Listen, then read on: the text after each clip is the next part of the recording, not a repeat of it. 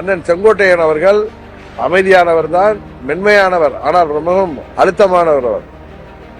அவர் இத்தனை நாட்கள் யோசித்து அந்த முடிவை எடுத்திருக்கிறார் என்றால் உறுதியாக பழனிசாமிக்கு பாடம் புகட்டுவதற்கு அவர் தயாராகிவிட்டார். துரோகத்திற்கு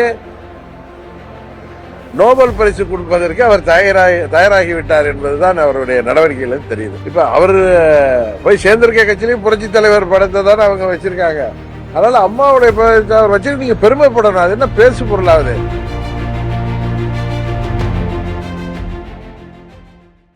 அண்ணன் செங்கோட்டையன் இன்றைக்கு மன வருத்தத்திலே அவர் எல்லோரும் ஒன்றிணைய வேண்டும் என்று வைத்த கோரிக்கையை நிராகரித்ததோடு இல்லாமல் அவர் 50 ஆண்டு கால வரலாறு உடைய அவரை கட்சியிலிருந்து நீக்கிய பிறகு இன்றைக்கு அவர் வேற கட்சியில் போய் சேர்ந்திருக்கிறார். உறுதியாக அண்ணன் செங்கோட்டையன் அவர்கள் அமைதியானவர் தான், மென்மையானவர், ஆனால் ரொம்பவும் அழுத்தமானவர். அவர் இத்தனை நாட்கள் யோசித்து அந்த முடிவை எடுத்திருக்கிறார் என்றால் உறுதியாக பழனிசாமிக்கு பாடம் புகட்டுவதற்கு அவர் தயாராகிவிட்டார். துரோகத்திற்கு நோபல் பரிசு கொடுப்பதற்கு அவர் தயாராகிவிட்டார் என்பதுதான் அவருடைய நடவடிக்கைகள் தெரியுது.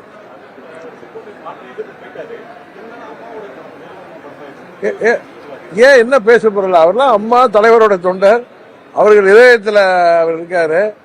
இப்ப அவர் போய் சேர்ந்திருக்க கட்சியிலையும் புரட்சி தலைவர் படத்தை தான் அவங்க வச்சிருக்காங்க. அதனால அம்மாவுடைய வச்சு நீங்க பெருமைப்படணும். அது என்ன பேசு பொருளாவது? அந்த பேசு பொருளே எப்படி அவரது லாயல்டி டு த லீடர் காமிக்குது. மறைந்த தனது தலைமைக்கு எவ்வளவு நன்றி உணர்ச்சியோடு இருக்கிறார் என்பதை தான் வெளிப்படுத்துகிறார். அது எங்களுக்கெல்லாம் பெருமையாக இருக்கிறது. யார் வேண்டுமானாலும் எந்த இயக்கத்துக்கு வேண்டுமானாலும் செல்லலாம். ஆனால் அவர்கள் தலைவர்கள் மீது உள்ள மரியாதையில, அவர்கள் தலைவர்களாக ஏற்றுக்கொண்ட மரியாதையில அவர்களின் படத்தை வைத்திருப்பதோ, அவர்கள் நினைவிடத்திற்கு செல்வதோ அவர்களின் உண்மையான மனநிலையை காட்டுகிறது.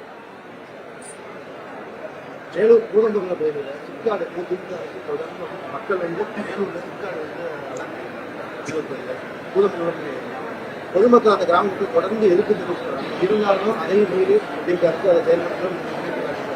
இல்ல, மக்கள் அந்த இடத்துல ஏன் வேணாம் என்று அவர்களுடைய வாழ்க்கை ஆதாரங்கள் பாதிக்கப்படும், சுற்றுச்சூழல் பாதிக்கப்படும் என்கிற நோக்கத்துல தான் அதை வேண்டாங்கிறாங்க. அதனால தமிழ்நாடு அரசாங்கம் அதை பரிசீலனை செய்து சிப்காட் இடத்தை மக்களுக்கு எந்த ஒரு தொந்தரவும் இல்லாத இடத்துக்கு மாற்றி கொடுக்க வேண்டும் என்பதுதான் எல்லோருடைய கோரிக்கை. அதான் இல்ல, மழைக்காலத்துல சென்னையில உங்களுக்கு தெரியும் அளவுக்கு அதிகமாக மழை பெய்யறப்ப நீர் தேங்கி பல பகுதிகளில், பள்ளமான பகுதிகளில் நீர் தேங்கி இருக்கு. இப்பொழுது திமுக ஆட்சிக்கு ஆதரவாக சொல்ல அவர்கள் ஓரளவு சரியாகத்தான் நடவடிக்கை எடுத்து எவ்வளவு விரைவாக நீரை வெளியேற்ற முடியுமோ அந்த அளவுக்கு பணிகளை செய்து கொண்டிருக்கிறார்கள். அம்மா அவர்கள் காலத்திலிருந்து அதையெல்லாம் சரி செய்யப்பட்டு வந்திருக்கிறது. இப்பொழுது அதன் தொடர்ச்சியாக இவர்களும் அதை அந்த பணியை முடிந்த அளவு சரியாகத்தான் செய்வதாகத்தான் நினைக்கிறேன்.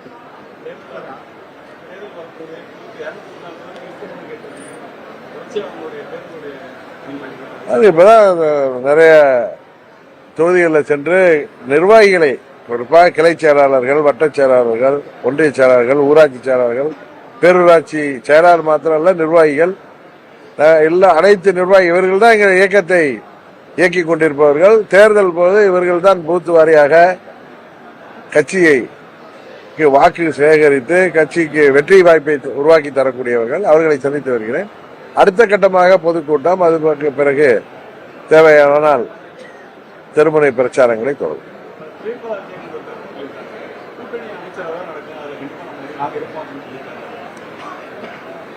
பொறுத்திருந்து பார்ப்போம்.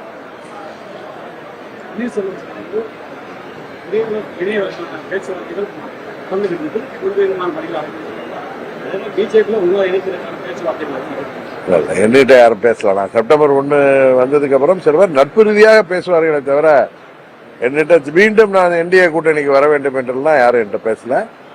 அண்ணன் பன்னீர்செல்வம் சொல்கிறாருன்னா அது என்னன்னு பார்ப்போம். எனக்கு அதை பத்தி தெரியலடா, அவர்கிட்ட சம்பந்தமா பேசலாம். அரசு பெருமளவில் அடிக்கடி ஆக்சிடென்ட் ஆகிறது, நிரந்தர பணியாளர்கள் ஒப்பந்த பணியாளர்கள், அது மாதிரி பலதரப்பு மக்களின் கோரிக்கைகளே, இன்னும் சொல்லப்போனால் தேர்தல் நேரத்தில் அரசு ஊழியர்கள், ஆசிரியர்கள், பகுதி நேர ஆசிரியர்கள், இன்னும் மருத்துவர்கள், செவிலியர்கள், வருவாய்த்துறை ஊழியர்கள், மின்சாரத்துறை ஊழியர்கள் என அரசு ஊழியர்களுக்கு பல்வேறு வாக்குறுதிகளை தந்தார்கள். விவசாயிகளுக்கு பல்வேறு வாக்குறுதிகள் தரப்பட்டது. இளைஞர்களுக்கு வேலைவாய்ப்பு சம்பந்தமாக பல வாக்குறுதிகளை இந்த ஆட்சியாளர்கள் தந்தார்கள்.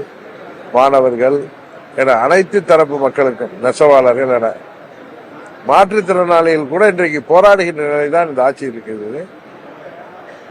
இவர்கள் இதே நிலை தொடர்ந்தால் இன்னும் 3 மாதம் 4 மாதத்தில் வர தேர்தலில் இந்த தமிழ்நாட்டு மக்கள் ஆளுகின்ற ஆட்சியாளர்களுக்கு தகுந்த பாடத்தை உறுதியாக தருவார்கள்.